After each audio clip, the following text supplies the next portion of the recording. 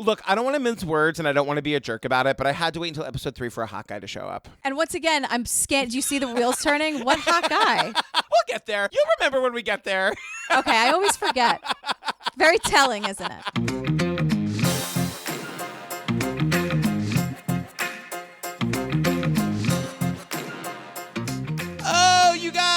Before we get to the show, as I always say, if you're looking for more fun times, more hilarity, join Jillian and me on the Patreon, you guys. Over 140 full bonus episodes, girl. We just finished the Tiger King.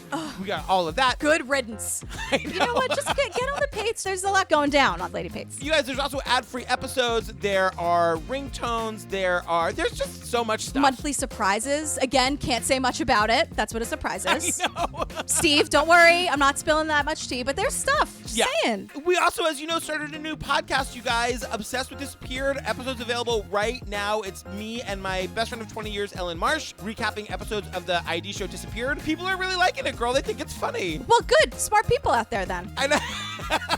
Good. You're finally showing yourselves. Exactly. I don't really have anything else to say. It's a quick one today, girl. Anything from you? No. Still inside. That's really it.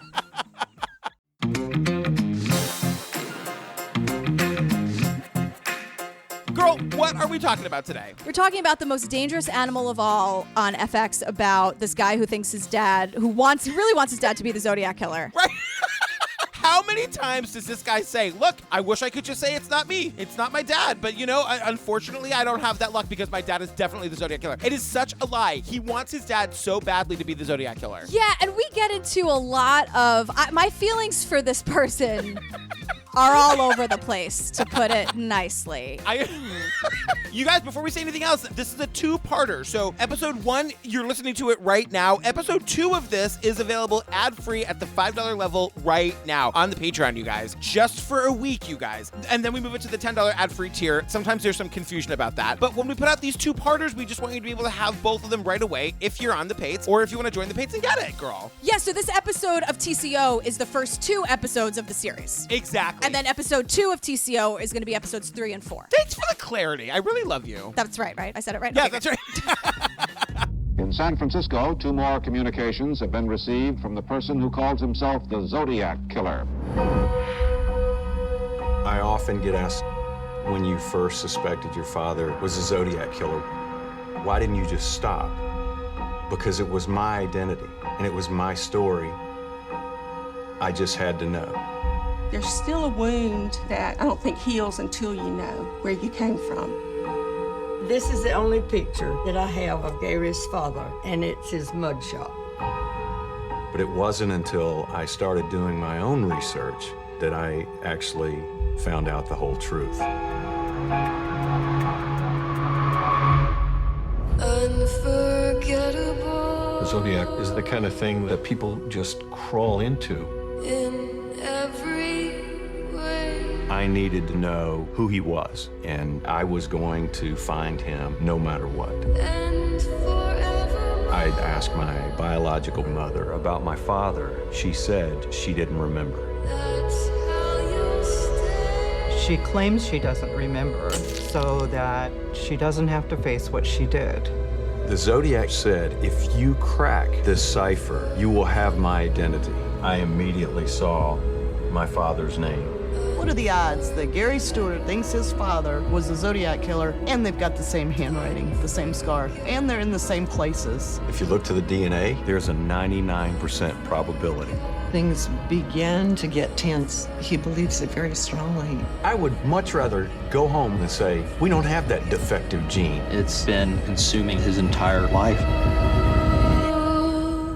He believes he is the son of the Zodiac. All right, girl. Do you want to get us started? Yeah, really dramatic but quiet opening credits. And for some reason I thought, because, I know the case of this. I know the case of the Zodiac, and I know the movie Zodiac. And so I'm like, who is this guy trying to come in?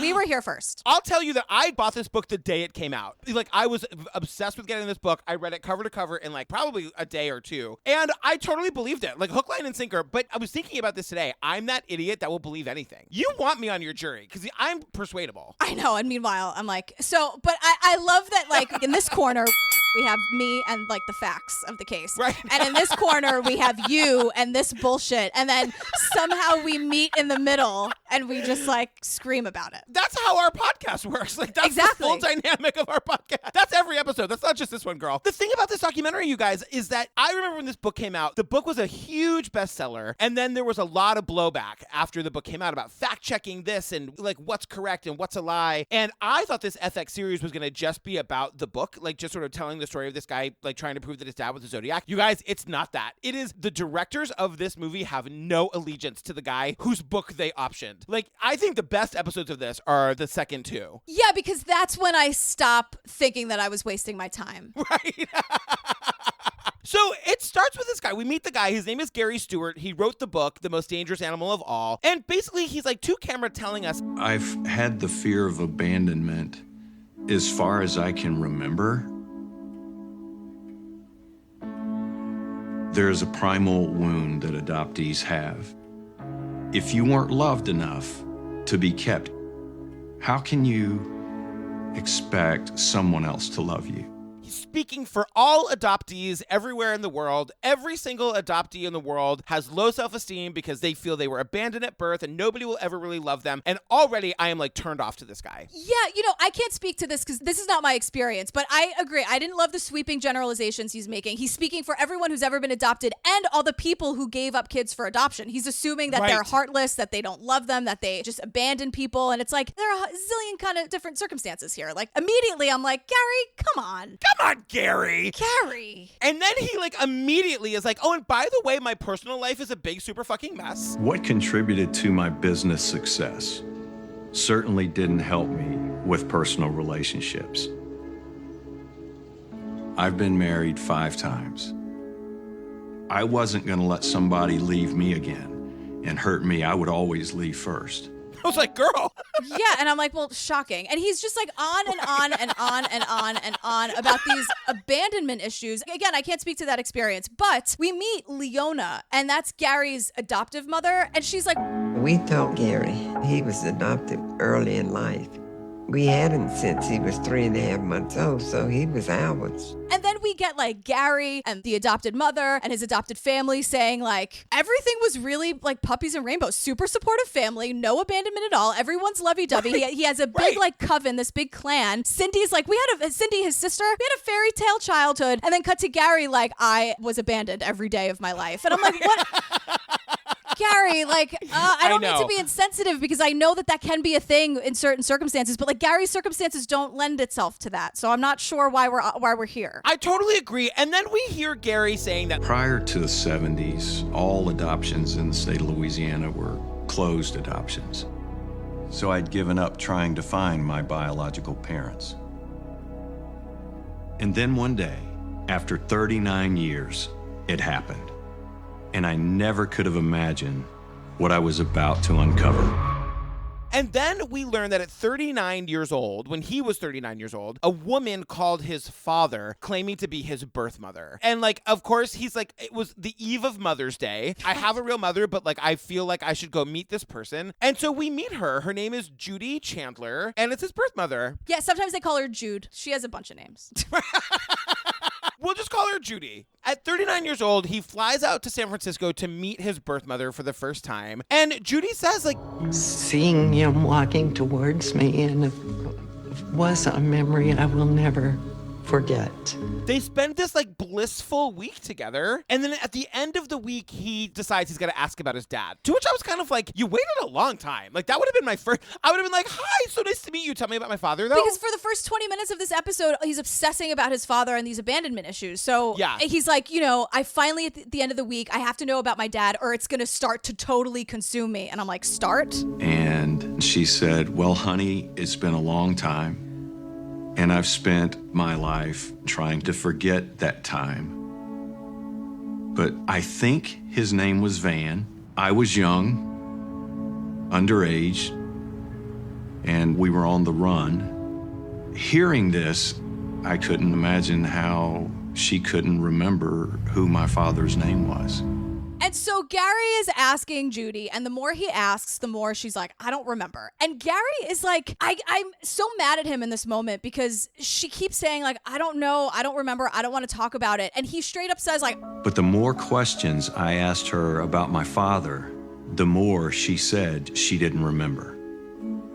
I didn't want to hear, I don't remember. I had too many questions and there were not enough answers. Dude, can't you understand what this means? Like, it's so obvious there's some kind of trauma here, and he just won't stand for any answers. And I'm like, Gary. Just to play devil's advocate for a second, like, I kind of was on his side, which is like, there's a big difference between I don't remember and I don't want to talk about it. Yes, there is. You know what I mean? Absolutely. And she blurs that line, and I do not like it, because her own sister, and I fully agree with Sister Lynn, is like... I think that Judy remembers everything. She claims she doesn't remember, so that she doesn't have to face what she did. What did she do? I know. So Judy is, again, still clinging to the I don't remember anything story, but Judy has friends on the San Francisco Police Department. Right. And for some reason, Gary at this point doesn't ask her why, but she sends Gary to meet one of the guys from the SFPD, and his name is Harold. Harold Butler gave me my father's name, date of birth, place of birth, social security number. So I took that information to the Social Security office, and they informed me that no death benefits had been paid on behalf of my father. So that gave me hope that my father was still alive. Oh, and we need to say that we learned from Harold Butler that Gary's father's name was Earl Van Best Jr. Sometimes people call him Earl, sometimes they call him Van, sometimes they use his full name. So we sort of go back and forth, but it's Earl Van Best Jr. is Gary's dad. Right. And then Harold gives him a DMV photo, and Gary was like, I was shocked. My father was still and lifeless, but nothing's going to stop me from finding my father, and abandonment. So Gary tells us that Harold Butler from the SFPD is like, Harold Butler told my mother, just tell Gary to drop it. What Gary's father went on to do later in life would make what his father did to you and Gary seem inconsequential. So Judy has implied to Gary that whatever her story was with Van, she doesn't remember it, but it was like definitely super newsworthy. Like it was covered in like the newspapers and stuff. So what's the next thing Gary does? He like goes down to the San Francisco Public Library and gets all of the newspapers from 1961 to 1963 to learn about his dad and Judy. Right. So what he finds out is horrible. So Judy is in the paper as a 14-year-old child bride, but in one of the articles it says she could pass for 20. No, my eye went right to it on the screen. I had to pause it. I was like, this is so gross. So Earl met Judy as she was like getting off the school bus. I remember there was a man standing there, and he spoke to me, and I spoke to him, I guess. And then I was walking away to go home, and he was behind me. And the next day, he was there again. I don't think I was interested at the beginning, but the guy just kept showing up. He was 27. She was 14. He like follows Judy home being a total creep. And he like does it a couple days in a row when she gets off the bus. And Judy says like, I didn't think I was interested at first, but he just kept showing up, which is like the most heartbreaking thing that he just like. I know. And so they go to like get ice cream, and that's where the romance began. And so Judy was so impressed by him. And I'm like, girl, you were 14. He was 27. Of course. But like also, what 14-year-old girl wants to go like get ice cream with like a guy that's old enough to be her dad almost? Yeah, it's so gross. Like that was very weird to me. But you know what kind of girl? The kind of girl that comes from a really fucking tragic, broken home. Her sister Lynn is back. By the way, we never see Judy and Lynn together. I'm like, do they still speak? I don't know. I don't know. I don't know either. It seems like this whole thing tore this family apart. But Lynn, the sister, is saying to us like, our father was very quick-tempered. He beat us with a leather belt, and as we got older, that changed to the buckle end of the leather belt. And we wiped the blood off of each other in the bathroom, crying. It's horrible, just crying, and like these little like kids. And so by 14, Judy meets this 27-year-old, and she's like, look, anything has to be better than my home life. Like anything at all. Yeah. So they run away together in 1962, and they're married after 3 months. They get married in Reno, and Judy was totally brainwashed by him. But in the papers, they called it this ice cream romance. And I'm like, why isn't it like pedophile kidnaps 14-year-old? Like, why is the headline, why are the words ice cream parlor romance in big letters on my screen. Like, why is it? And I still can't 100% decide if they are like charmed by this story, the newspapers, or if they're trying to out a pedophile. Because it doesn't, I feel like if you're going to out a pedophile, you just do it. Like, there's no, like, if someone's outing a pedophile. It feels a little bit like the idea is like, well, we don't want to break up the happy marriage. Yeah, well, she could pass for 20, everybody. Like, well, I don't care. And no 14-year-old could actually pass for 20. That's just something you tell yourself. And not that it matters, but like today, Judy looks like $1 million. She looks great. Like, she's been through a lot and she looks like she's come to the other side of it, and that makes me happy. Right? But yeah. And then another thing that's awful where it's like, oh my God, 1962, get it together. Like, it's a really great time in the world for everybody. yeah, Jillian. that's the greatest generation or whatever, right? Like, right. Oh, okay. Okay, boomer. Exactly. So they're on the run and they keep getting caught, and Earl keeps getting put in like the county jail, but Judy keeps being shipped off to juvie. I know. And I'm like, what did she do here? What did she do wrong here? She's the one who's being kidnapped. Why does she keep getting sent to juvie? They punish this young woman for all of these things that happen to her over and over and over again. And the first time she goes to juvie... And because she was on the second floor, my father told my mother to make a rope out of her bed sheets and shimmy on down the wall. And they took off. We see this reenactment of this like beautiful young actress tying all these bed sheets together. Right. Now listen, this is the kind of thing that sounds really good in theory. I feel like Sarah Jessica Parker also did this in Girls Just Want to Have Fun. She did. That is really fucking dangerous. I think about this all the time. I'm like, we live on the 8th floor. There's no fire ladder can get up there. If we had to get out of our building, we'd be tying together all the sheets we had in our house. And girl, that does not sound safe to me. No, would they have you like jump in that gigantic trampoline? Do they still have those for the fire department? Can you imagine? Can you imagine all those people 8 floors down just like running in sync, trying to make sure they break? Like, I'd be like that bear. Remember, like a few years ago, there was that bear in a tree that they like shot with a tranquilizer dart because they knew it was unsafe for the bear, and the bear just tumbles out of the tree onto a trampoline, sound asleep. Oh, and the bear's just bouncing. Bears are gonna bear. Can you imagine an 8-story plummet with this body onto a trampoline? I can't imagine that with anything. So now, all of a sudden, my fellow Zodiac movie fans, Paul Avery is here. Hey, girl. Now, Paul Avery is like big in the Zodiac case. Robert Downey Jr. played him in the movie, and Paul Avery wrote a lot about Zodiac because he was a crime writer at the Chronicle, and you know he covered crime in Vallejo, as they say. But at this point, it was like 1962, and he was still a crime reporter. So Gary tells us that Paul Avery, while working at the Chronicle, like before he starts writing about Zodiac, he does all these hit pieces on his dad, Earl Van Best Jr. So the thing about it is that this ice cream romance is kind of a big deal. And so they keep like running away and getting caught and going to jail and running away and getting caught and going to jail. So they're kind of famous. And so it's one of the times that like Van is in jail and like young, precocious, is that the word? Paul Avery like sneaks into the jail to interview him. Later that night, a young reporter named Paul Avery from the San Francisco Chronicle interviews my father. And on August 1st, the ice cream romance would make its first appearance on the front page of the San Francisco Chronicle. It painted my father in a very humiliating light. And the thing about this interview, and we get into it more in another episode, like Van gives him an interview and he writes this article and he's really mean. Well, he's a pedophile and a rapist and a kidnapper. So Paul Avery, you write what you have to write. I know. Like, say what you got to say. And so Gary is sitting here. Gary, who now like has done this deep dive on his father and found out what kind of a monster he really is. He's like, I don't appreciate Paul Avery calling my dad exactly what he was. It was humiliating for my father. And the other thing about it is, like, you get the sense throughout this thing that Gary just needs his dad to be the Zodiac. And it's like, Gary, your dad and your mom had a fucking crazy story that was on the front page of the newspaper for like a year. Like, isn't that enough? Right. If you really need the notoriety, this story is cool enough, girl. Well, cool. Right.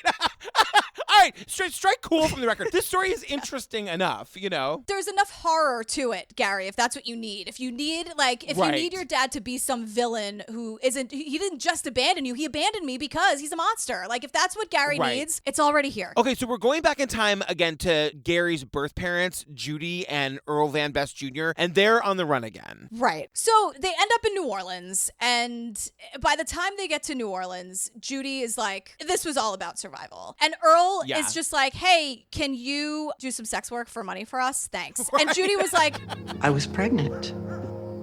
Not that I would consider being a prostitute, but I was pregnant. She's 15 years old and she's pregnant and they're in New Orleans. And it's like, why do we do this to people? Like, she had to be with this monster to escape an even more monstrous home life. Like at every turn, this young Judy has no choices. She has no options, you know? No. So she has the baby, and like right from the beginning, as soon as she gets home with the baby, Van hates it. I knew that Van was having a hard time with the baby.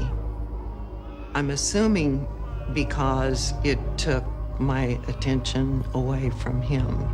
And remember, Gary was adopted at 3.5 months old. So all of the abuse that happens to Gary is when he's under 3 months old, which is just like, oh my God. And so like Judy's like, one day, all these fights, I hate this baby. And Judy like comes home one day and the baby is gone. Yeah, and now we're with Gary, because Gary's like, okay, I know from my mother that she came home and I was gone, and that at 3.5 months I'm adopted in Baton Rouge. Like, what's my story? So Gary, doing his like library tour of the United States, goes to the Baton Rouge Public Library. We're with him in the reenactment where like he's like, looking at these news stories again, and in the reenactment he's sobbing, and he's like looking at this picture of himself as a baby, like this sort of like baby that nobody knows where it came from, that they found in a stairwell in Baton Rouge. It's so fucking devastating. How could any human being with a heart take their blood and lay it down and walk away and never look back?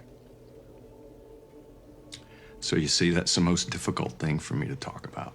And then, like a couple weeks later, Gary is adopted by the family that raised him, because he was adopted at 3.5 months. So it's almost like he went directly like from the stairwell to his mother to this loving home. Right. And so we're back with Gary as an adult, and he's picking up the story of what happened to his father. So after Van abandons Gary in the stairwell, Judy leaves him, but she doesn't get the baby back, but she goes back to San Francisco, and Van gets caught again. And this time we learn he's sent to a Atascadero State mental hospital for 90 days, which we've talked about this. I don't remember what episode it was, but it was like a hospital for like sexually deviant, criminally deviant men. Yeah. It must have been in one of the LGBT, maybe, it was the Pride show. Yeah, that's right. And like basically what they would do is like, While in Atascadero, my father was subject to medical, chemical treatment for his disorder, as well as electroconvulsive therapy, which back in the early 60s was still considered a very effective way to shock the evil right out of someone. So now, like, we kind of jump around from like what happened in the 60s to present day Gary with his family, and because Gary has a son now named Zach, and at one point we're like with them outside at some like family barbecue, and Gary has that DMV photo of his dad with the glasses on, and he's like, hey Zach, hey son. When Harold Butler gave me this photo of my father, the first thing out of Zach's mouth was like, he looks like a serial killer, Dad. Zach's 10 years old, and you're thinking, what does he know about a serial killer? I mean, that's scary. Remember when you said that my dad totally looked like a serial killer? And then he holds up the photo of Van next to his son Zach's face to be like, look at the resemblance. You're related to a serial killer. And Zach is basically tipping over because he can't get away from the photo far enough. I feel like there is the Zach-Gary dynamic is that Zach does a whole lot of putting up with his crazy dad. Don't you think? Zach is the adult in the room when Gary's there always. And Zach is going to, one day is going to be like, Dad, I can't raise you anymore. Like, I can't be the father here. And because you can't, that's not a healthy thing to put on family members. And Gary does this thing where like the stakes are so high because you can't abandon him. Like, he can't handle any fault or any like rift in any relationship. Like, people fight. Like, marriages, like you fight in your marriage. You're going to fight with your son. You're going to fight with your kid. And so he can't handle any of that. Like, don't abandon me. Remember what happened. Don't abandon me. Don't abandon me. And so Zach must have this pressure on him to like coddle his father every day. I'm exhausted just thinking about it. Do you think that's how Steve feels? Is that how you feel? Yes. Girls, I can't hold your hand through this. It's gonna be okay. But the thing is, you can. You've done it for almost 3 years now. You can keep holding my hand a little longer. It's very hot and sweaty in here. I feel like it would be better if I just emotionally support you and not do the hand holding. Great. I will pass you a freezing cold cocktail though. That I'll do. So Gary is like, now he becomes, oh my God, we are about to meet some characters. Gary is now obsessed with learning everything he can about Earl Van Best. And he knows that the Best family is from South Carolina. So he literally goes into the phone book and just starts calling every Best. And he says, and I called up this one number, and with that, I hit a gold mine. Hattie is the Best family historian and genealogist. And now we're suddenly in this old lady Hattie Van Best living room, and she's got her genealogy stuff everywhere. I was like, why are we here? Who cares? Why am I talking to a genealogist? Like, I could not care less. The thing that I loved about her was like her I don't care. And normally I love like genealogy and family history and like I love all that shit, but this guy's a pedophile and a rapist and a kidnapper and not the Zodiac. I don't care. Well, Hattie has like very cool books. You know, she's like the best scrapbooker. I've always aspired to scrapbooking. I'll never do it. I'd be so bad at it. I wish I was great. It just seems like those people who do it can do it like just from birth. Like it comes so naturally to them. I would be overwhelmed. I'd be like, it's gonna be perfect. And then it wouldn't be. And then I'd be like, well, fuck it. Like that would be my like relaxing thing for the night. And then I'd screw it up and then I'd be mad. You know? Well, Hattie is fucking great at it. She's also got one of those old books that looks like it comes from Hogwarts with like the family photos on it, with like all the family trees and like the fancy writing. I'm just obsessed with Hattie. Yeah, Hattie's great. It's just time and a place. I don't need her here. Right. Hattie would be great for a cocktail. Totally. That's what I'm saying. Like a little mojito in the middle of the day. Absolutely. But not now. Totally. Not today. But now we're back to Gary and he's watching Cold Case Files. Cool, Gary. And it's an episode on the Zodiac Killer. And so they flash one of the many composite photos on the screen. And Gary's like clutching the pearls. My heart stopped. It was like I was looking at my father. They flashed a wanted sketch of the Zodiac Killer. And my heart stopped. It's like if someone had taken a snapshot of my father and put it on that wanted poster. I let out some sort of extraterrestrial noise or something that Zach heard in the next room. Guess who's there to pick up the pieces? Zach comes running out of the other room to rescue his dad. Zach says to us to camera, he's like, he was very, very emotional. And it was a chaotic series of moments after that where, you know, my dad's running back and forth between his office and the living room trying to find just the right picture to compare. Yeah, Gary needs like his Purin tablets and the cold compress and the whole thing. Like that's where Gary is right now. And I'm like, first of all, girl, you're just now seeing one of the most famous like police sketch photos of all time in 2003. Yeah. Really? When you're looking for your father obsessively and in 2003 like suddenly you learn about who the Zodiac Killer is? I gotta tell you though, girl, it is uncanny. Like the photo of Van and the sketch of the Zodiac, it really looks like somebody drew a sketch of that photograph. Don't you think? A little bit. So he calls Harold Butler, his mom's friend from the SFPD, because Gary's like, my dad's totally the Zodiac, you guys. I just learned about the Zodiac 5 minutes ago. I think I know about it. And so according to Gary, SFPD is like, Harold Butler reassured my mother that, oh no, Judy, tell Gary that we know who the Zodiac Killer was. He's been dead for 10 years. We know who he was because of his DNA. We got his DNA. No, it's not your dad. We have tons of DNA evidence. We actually secretly solved the Zodiac. It's one of the biggest cases ever. We didn't tell anybody. Keep it between us. But we solved it, and we know for a fact it's not your dad, and it's actually kind of a big cover-up, so don't say anything. Right.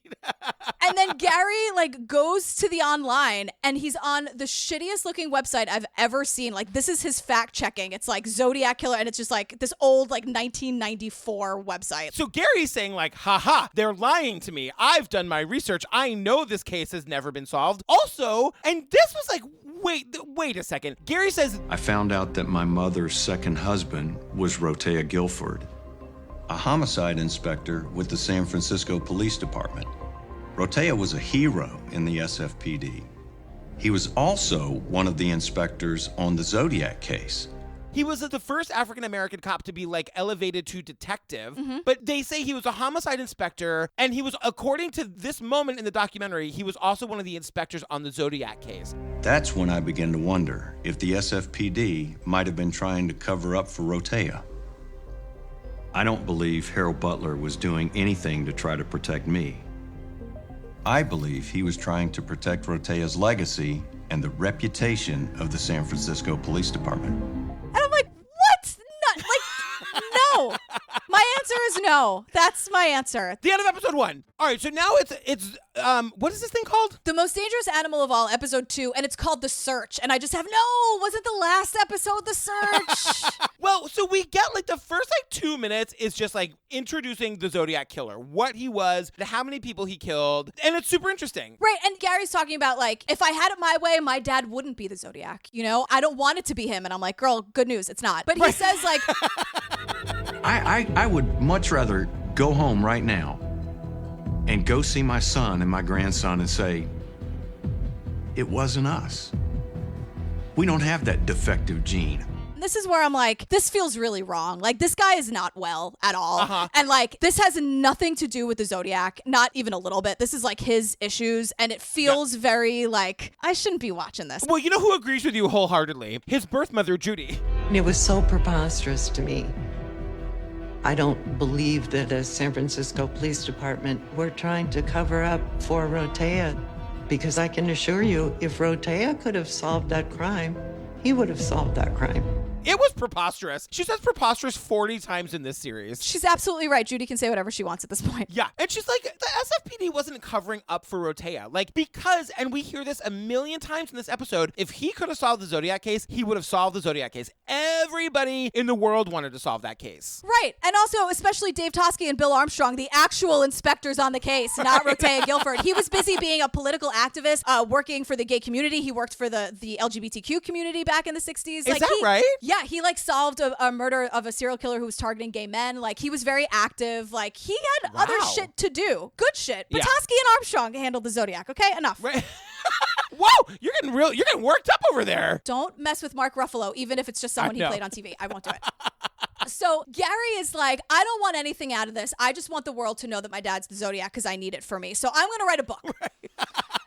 And his friend is like, well, have I got the writer for you? Cue the music. My God.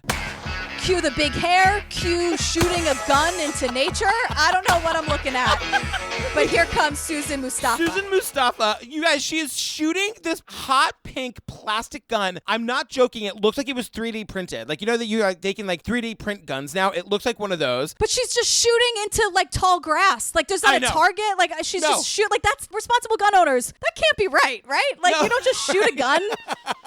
Right? It's very weird. You know, I was saying she gives me very like strong body moving vibes from Don't F with Cats. I mean, from this entrance with the music and the hair and everything, we learn all we need to know about Susan. And of course, we're immediately with her in her car, and she's driving around smoking a cigarette with the windows rolled up, girl. That's my whistling. Smoking inside is my whistling. It's horrible. And you could tell, like, of course she's a smoker. You can hear it in her voice. Yeah. So she's been an investigative journalist for 20 years. She's the author of several best-selling true crime books. Okay. And she says that, like, when Gary Stewart came to me and told me that he believed his father was the Zodiac Killer, I was very skeptical, because so many people have come out of the woodwork and claimed that their father was the Zodiac Killer, or this person was, or that person was. This is a case that's 50 years old. I mean, nobody believes it can be solved. I just love how Susan's like, I was so skeptical because honestly, I cannot walk down the street with at least 15 people running up to me and claiming they know the Zodiac Killer. It's like, just let me live. I just want to go to the bar at 2 p.m. and have 16 Jim Beams. Leave me alone. I don't care if you know the Zodiac. And I'm like, Susan. Also, like, I will join you at the bar. I'm just saying, same. She can't walk down the street without everyone accosting her. Like flinging manuscripts at her, just like out of their car windows. Just she gets hit in the head with it. Come on, girl. This is me you're talking to. Don't lie to me. This is me. Don't do that. Don't do that, Susan. So Susan says that, like, she read the manuscript and thought that he was onto something. And then she says, if this isn't foreshadowing, girl, I don't know what is. I know exactly what you're going to say. She's like... But when I read the manuscript, I thought, maybe he was onto something. However, if I wrote this book and it turned out it wasn't true, then my reputation was ruined. Susan, just hold tight. Wait till episode 3. So, but the thing is, like, she's like, yeah, like, I read this manuscript and I totally believe him. And all of the things that she mentions for believing Gary have nothing to do with the Zodiac, much like the series up until this point. Because she's like... There were quite a few things that sold me on this project. You had the ice cream romance, Judy and Van running away to New Orleans, abandoning Gary. You had the adoption story of Gary being left in this stairwell and then adopted by these wonderful parents. And then Gary's journey to find this father. I don't hear Zodiac in anything you're talking about. No, but it's the point that I was making earlier. There's enough here. If you want to write a story about like the search for your father, Gary, that's interesting. Absolutely. There's enough shit here. Like the story of Van Best Jr. is a book I would read. Like he's a total weirdo monster and he abandoned you in a horrible way. And like you don't need the Zodiac. I would totally read this book. And how about the mother that you so desperately wanted to meet? Like, why don't you tell her story and do her a little bit of justice? This woman who had a really fucking horrible life, who went from one nightmare to another because that was what she thought the best option was. How about you do right by her? Yeah. No? Great. Let's move on. I can't. Gary? Mm-mm. Oh my God. All right, so we're back in time again with Van, who's Gary's birth father, and we're reminded that Van went to Atascadero in 1965, then San Quentin, then he returns to San Francisco where he gets married for the third time to a woman named Edith Koss, who was a social worker. Apparently, she was his social worker at San Quentin, and she gets pregnant. Guess who's not thrilled about it, girl? Van. I just have like, because Susan's like, let's go to San Francisco and recreate the life of Earl Van Best Jr., and I just have, I'm bored. This guy's a monster. I know everything I need to know about him. He's a piece of shit. Like, they're working backwards. They're like, okay, Zodiac Killer exists. Earl Van Best Jr. exists. Let's do our damnedest to link them together. Because he looks like that guy in the picture, which I would have fallen for too, by the way. Well, hey, this was a well-made series, for better or worse. But so, like, basically we get this whole, 10 minutes about how, he was so bummed out about the idea of having another baby that he, falls into drugs and the summer of love in 67 in San Francisco. And, Gary's telling us he was hanging out with bad people, man. Bad people. Like that Beausoleil character from the Manson family. Bobby Beausoleil, who takes every interview from prison. I mean, he's in prison. It's the only way he can take them, but he'll talk to anybody and everybody. I just remembered that was, my funniest moment of our first live show was when I did Bobby Beausoleil with the sword. Do you remember? Yeah. Oh my God. Yeah. No, I don't want to do it. And I feel bad. He's like, I really I hated it. But it's like, yeah, let's let Squeaky Frome out. But Bobby Beausoleil, who's totally remorseful, is just rotting away in prison. You guys, I'm not trying to sell the Patreon, but if you want to go watch our very first live show ever, the video version of it is up on Patreon and it's kind of amazing. Oh my God. Remember? Yes. What was that? Did you say a live show? What is that? It's a long story. It's a long story. I'll tell you about it later. Okay. Yeah. I'll need a man to explain it to me. So, but Bobby Beausoleil is like... Well, I met Van when he tried out for a band that I was putting together called the Orchestra. We enjoyed playing with him, and he seemed to be enjoying playing with us. But the band wasn't making any money at that point because we hadn't started gigging yet. He left because he needed to make some money. I knew Van. I met him. He tried out for a band I was putting together. It's called the Orchestra. Girl, you want to know how it's spelled? How? Orkustra. Cause the 60s. Cause counterculture. And Van booked it. He booked the band. But then he quit because they didn't start making money enough quickly. And then Bobby Beausoleil's like, because we hadn't played a gig. You can only make money if you play a gig, and Van quit before we could book the Whiskey A Go-Go or whatever. It's because he had to go hang out with the other guy that he was best friends with, Anton LaVey, you guys. Welcome Anton LaVey to the program. Yeah, founder of the Church of Satan. He featured prominently in our first live show, too. Lots of connections here. But so, this is where Susan is saying, if one were to do a psychological profile on Van, from the hatred of his mother to the abandonment by his father, and as he grew, he became violent towards his wives. It was obvious Van's rage was building, which would inevitably lead him to murder. What? That escalated quickly. Right. So now we're getting more about the Zodiac, right? So we're back to 1969. This is when the Zodiac writes a letter and a piece of a cipher to 3 different newspapers in the San Francisco Bay Area. Here is part of a cipher. I want you to print this cipher on the front page of your paper. In this cipher is my identity. If you do not print this cipher, I will go on a kill rampage Friday night until I end up with 12 people over the weekend. So the thing is, the Zodiac was saying he was sending 3 different ciphers to all these newspapers, and if you put it together, it was supposed to be one big message. And he's like, my identity is in this cipher, so figure it out. Yeah. Figure it out, girl. And we cut to Gary, and Gary's like, I had no idea what the cipher had to do with my father. And this is exactly like every other discovery I made. I wrote to Washington, D.C., requesting my grandfather's military record, just to try to find out anything. Then he said, well, then I learned my grandfather in the war was a code breaker. Right. And when he came home, he taught code breaking to Van, and they used to make ciphers that they would try to trick each other with. So, like, this is another one of those coincidences that points to the fact that, like, my dad wrote ciphers, the Zodiac wrote ciphers. Obviously, they're the same person. Right. So no one can crack these codes. The cops, the CIA, like the highest code breakers in the military can't break it. How is that possible? I feel like if I spent 15 minutes with it, I could probably crack it. Like, how are these, like, high-level people unable to solve? Like, didn't we go through World War II? I believe we did, yes. I believe we did. But, like, wasn't that a major part of it? Like, I'm just saying, like, we have code breakers in this. Like, we have to be able to solve a cipher that this idiot wrote. Well, I think that's an example of, like, just too many cooks in the kitchen, because like a high school history teacher and his wife solve it in their breakfast nook because they aren't thinking, like, we have the best code-breaking minds in the world. They just did the puzzle at their breakfast nook. You know what I mean? Like, I feel like also the wife is a little bit, like, left out here. I feel, you know, that, like, he was making the coffee and she actually solved it. Totally. But when they called the cops, they were like, oh, a man. Great. Right. But the whole point is that the Zodiac Killer's identity is supposed to be in this cipher. Right. And no one's able to find it except for Gary. So it's a solution plus the original puzzle. When I looked at it, I immediately saw my father's name. E-V-B-E-S-T-J-R.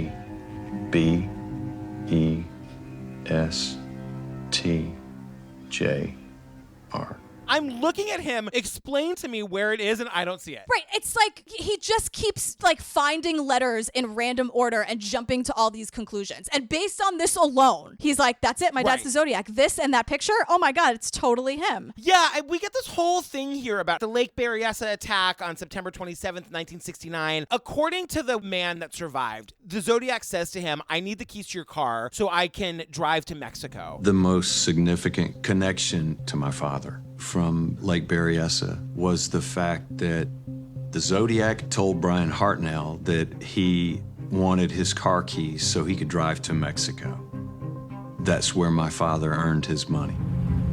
My father's profession was as an antiquities dealer. He was making trips down to Mexico.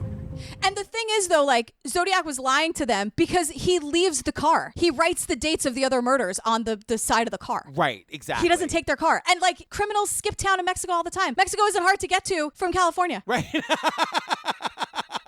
It's just the thing that people do sometimes. Yeah. So, you know, after he's made all these connections, and we're not done with the connections yet, but, like, you know, we get this whole middle section of this episode that's, like, focusing on how his obsession with researching his father and connecting him to the Zodiac Killer is, like, totally fucking up his life and all of his relationships. Right. And, like, most notably, Judy, his birth mother, the person he's been agonizing over his entire life. He's finally here with her. Yeah. And this whole obsession with, like, his dad being the Zodiac is ripping them apart. With Gary, things began to get tense simply because he believes it very strongly. And he has even said, I mean, he's shouted at me on the phone, what did my dad tell Rodea?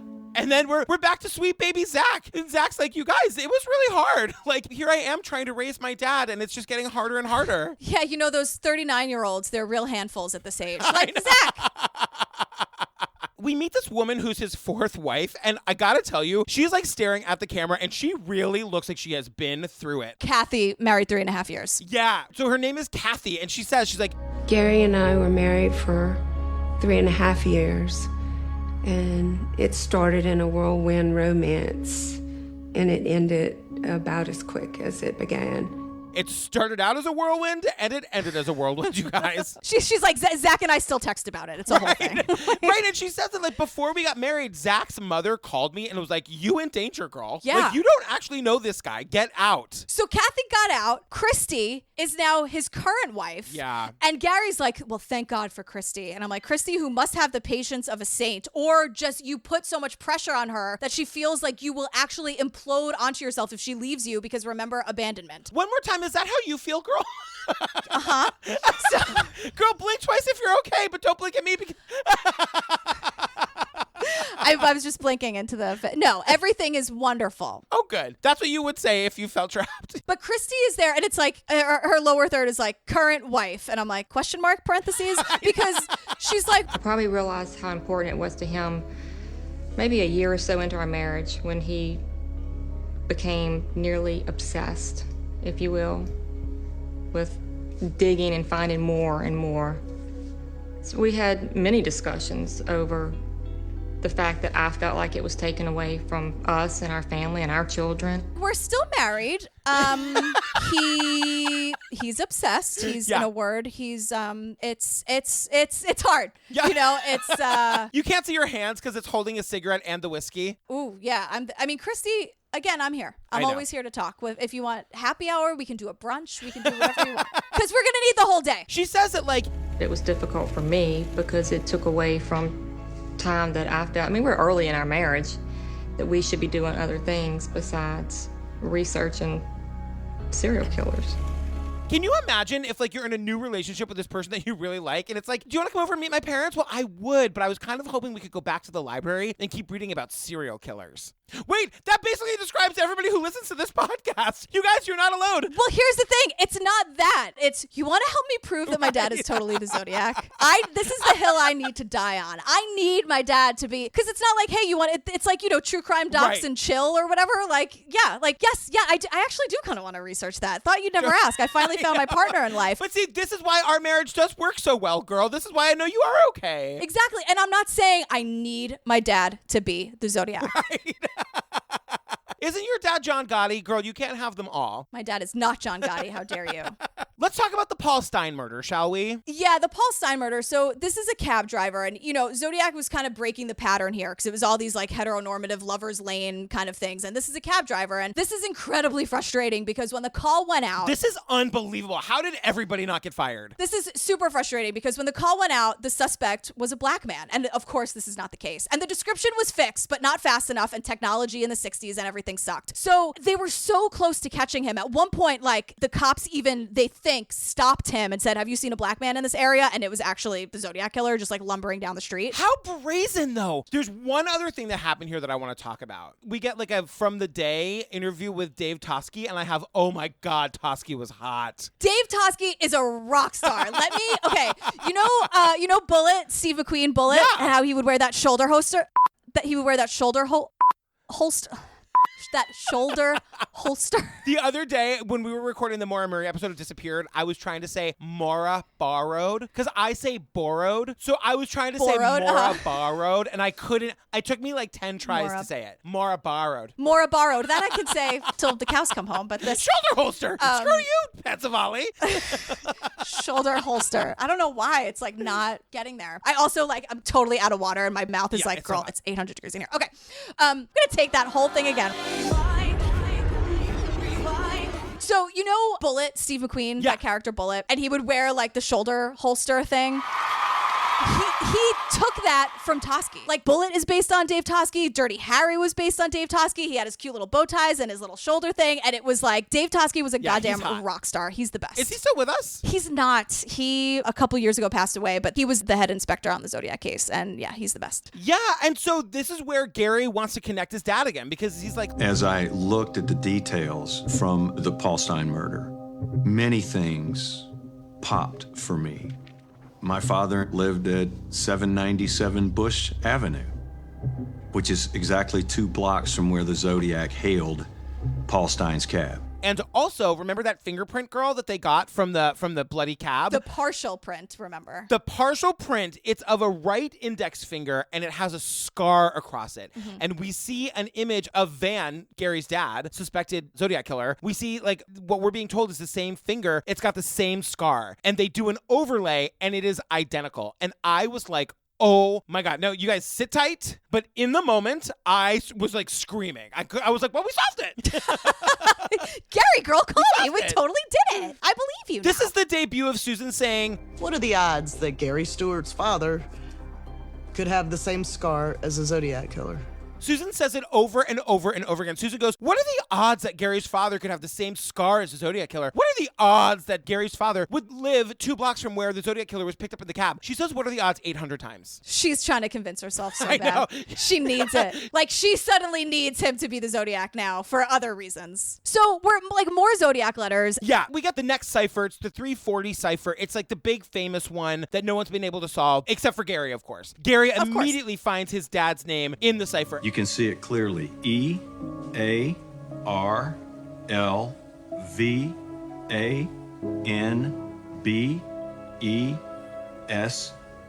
and he spelled out Junior for the very first time. JUNIOR.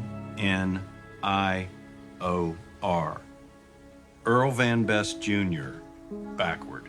Girl, I got news for you. Our names are in that cipher. Like, everyone's, it's just letters. It's just like, I don't know what you're talking about. But it's not even letters, it's symbols. And we'll get back to this in a minute. Like, he's making a leap. Like, he makes a triangle into an A. It's not necessarily an A. No, girl. But then we end this episode with Michael Wachschel, who's this forensic document examiner. And I say that very, very lightly. This was really fascinating to me, too, though. Yeah, so he's here to talk about handwriting. Because back in the day, like, before handwriting was kind of thrown out as, like, sort of junk science, like, handwriting was a big part of this case. All the guy did was write letters. Like, obviously, we're going to look at the handwriting. As a document examiner, there are at least 21 different attributes that we look at for handwriting comparison.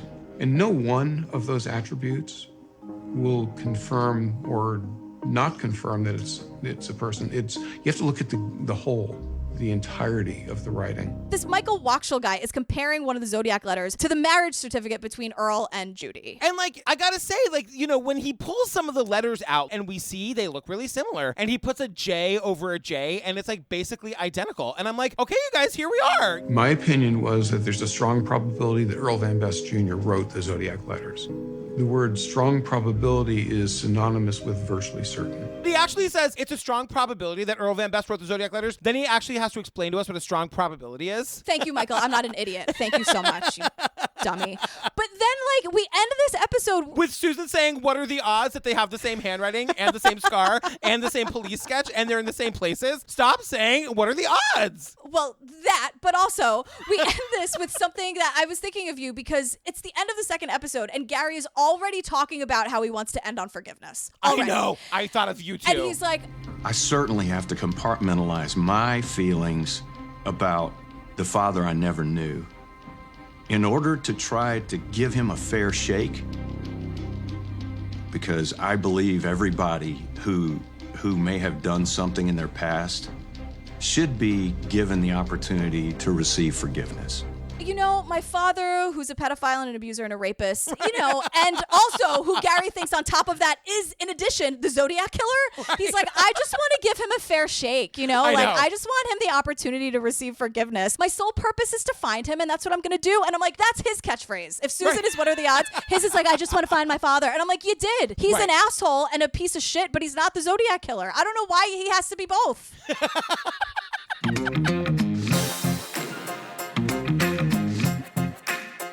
All right, you guys, that was parts 1 and 2 of The Most Dangerous Animal of All. Parts 3 and 4 are our next episode. It's available right now in ad-free at the $5 level on the Patreon. You guys, it's just going to be there for a week, and then it's going to be moved to the $10 tier with all the rest of the ad-free episodes. But if you want to hear the conclusion to this, and I'm telling you, the second 2 episodes of this are so good. I mean, they're so good. I can't wait to talk about them. You can go find it there. It's when I start to come around. Right. Take that as you will. You know what I mean?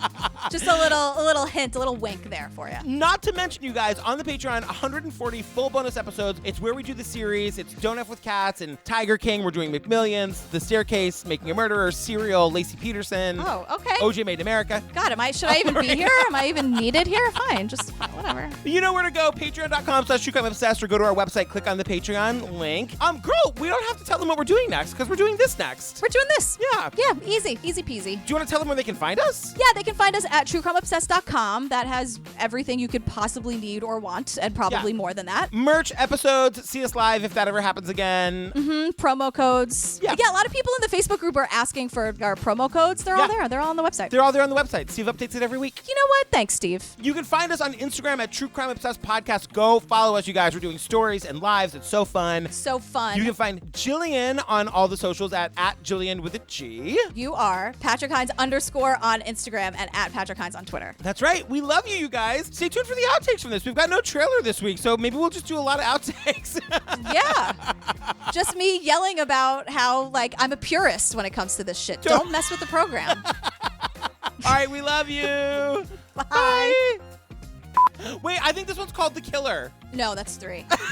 Oh, okay. Wait, what's the first one called? My Identity. Oh. It's all exhausting. She has a catchphrase. Do you know who else has a catchphrase? My daughter, Daisy Judith. Quick outtake. Daisy, now that she sees me doing these kinds of videos, she begs to do videos, and she's like a little social media influencer in her bedroom, like making videos just for her. She jumps on her bed and makes peace signs and yells, "Stay posted. Stay posted, you guys." Stop. Stay posted. Ahead of her time. Stay posted. TM. You guys don't steal that. Don't steal that. TM. She's put in a quarantine ward for hepatitis, and Van poses as a doctor and steals her from the hospital. When I was 15, I could barely get boys to look at me. This guy's stealing her from a hospital? Hey, you don't want this kind of guy. Gary says that there's a police report that says that Earl abused him and put him in a Foot Locker, which I had to Google. I was like, they didn't have stores back then. They didn't have the Foot Locker stores. No. He drove him to the mall and he put him in the Foot Locker, and then he went to the Friendlies and got a Fribble. Oh my God.